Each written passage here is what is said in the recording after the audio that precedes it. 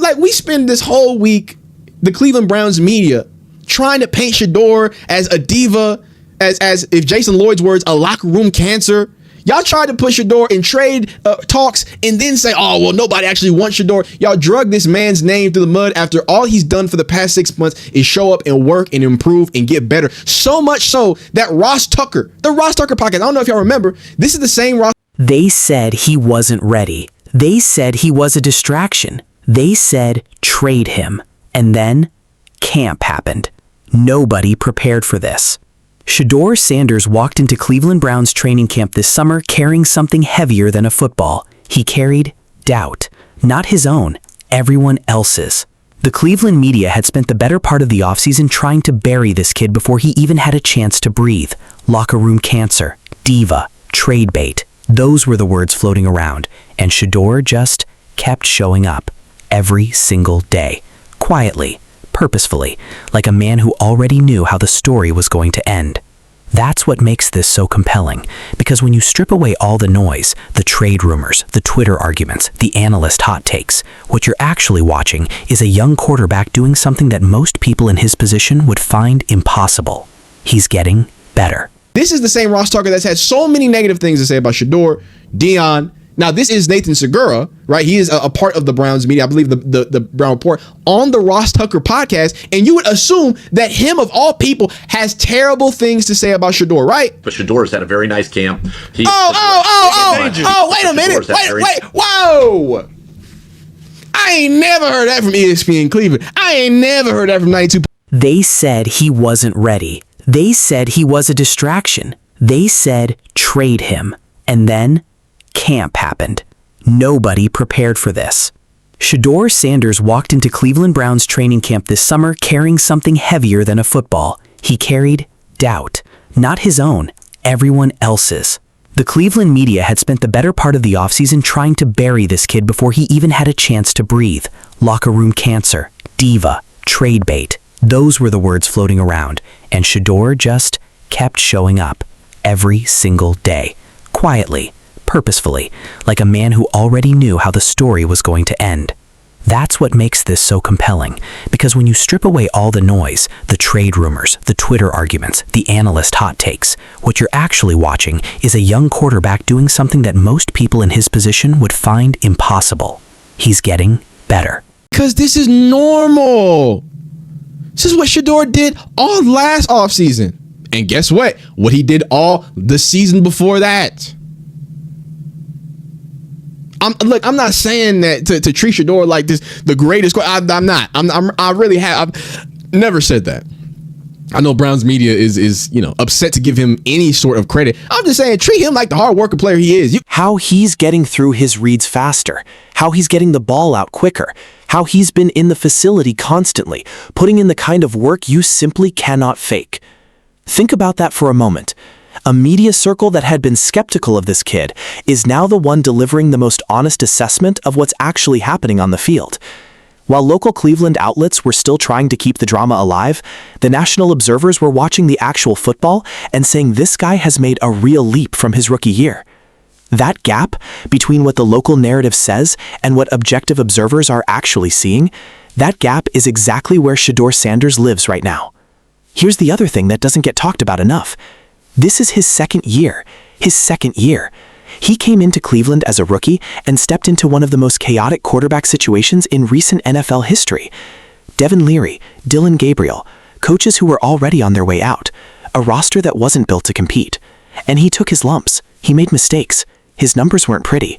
But anyone who watched him closely could see the flashes, moments where you'd think, wait, there's something real here. I've been saying this for months. Y'all been calling me this, that, and everything else in between. But both of the NFL players are telling you the truth. I've told you this, and they're confirming it. Shedeur Sanders is not in a quarterback battle with just Deshaun Watson and his talent. That's not what's going on right now.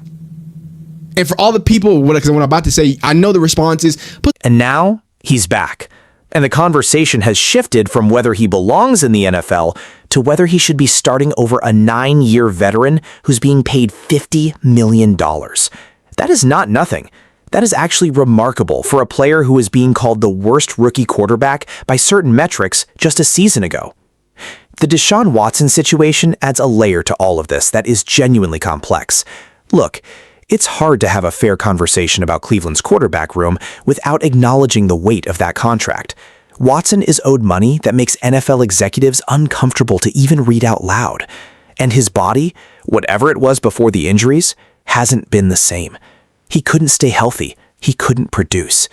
And yet, heading into camp, he was still the presumed starter because of the money, because of the investment, because some decisions are so hard to walk back that organizations would rather double down than admit they were wrong.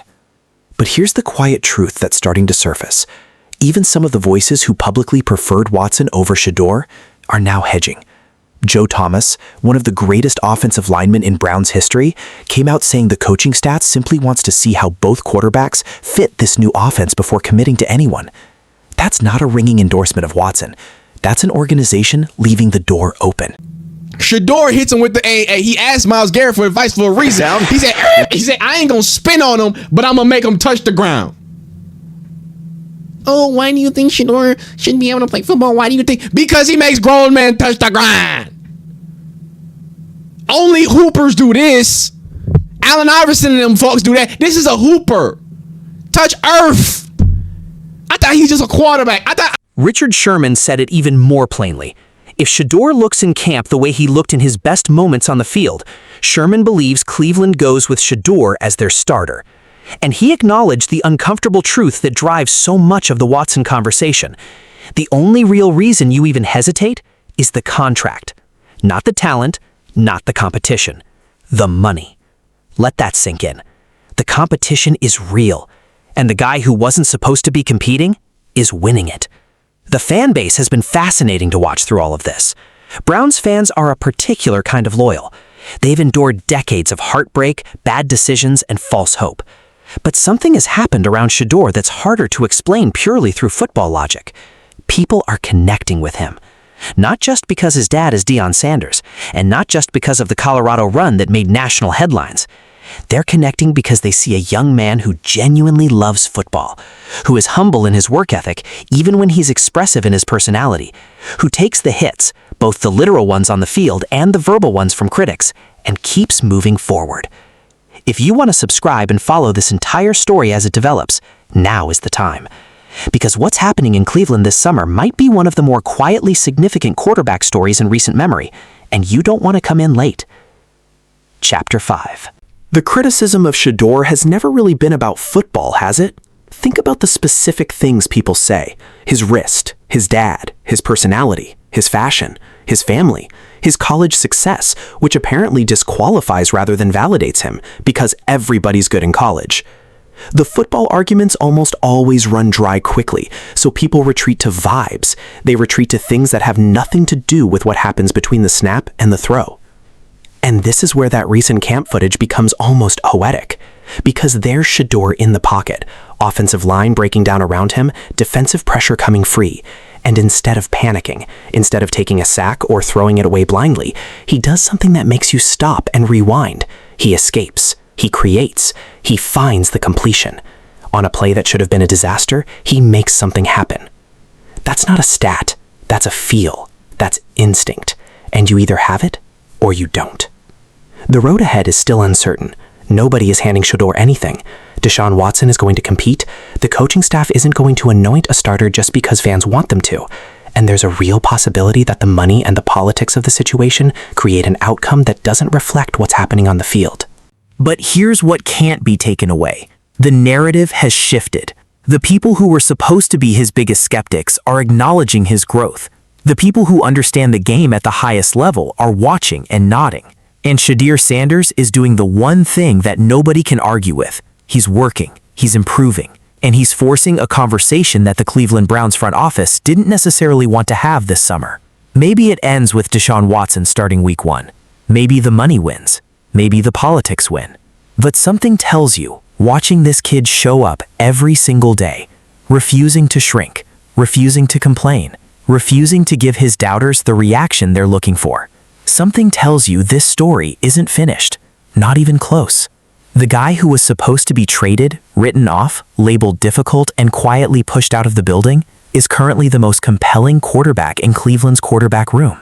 And the people who tried to bury him are the ones who have to report that story now. That's not a small thing. That's everything. Claude Fable 5 is currently unavailable. And this is where that recent camp footage becomes almost poetic, because there's Shedeur in the pocket, offensive line breaking down around him, defensive pressure coming free. And instead of panicking, instead of taking a sack or throwing it away blindly, he does something that makes you stop and rewind. He escapes, he creates, he finds the completion. On a play that should have been a disaster, he makes something happen. That's not a stat, that's a feel, that's instinct, and you either have it or you don't. The road ahead is still uncertain. Nobody is handing Shedeur anything. Deshaun Watson is going to compete. The coaching staff isn't going to anoint a starter just because fans want them to. And there's a real possibility that the money and the politics of the situation create an outcome that doesn't reflect what's happening on the field.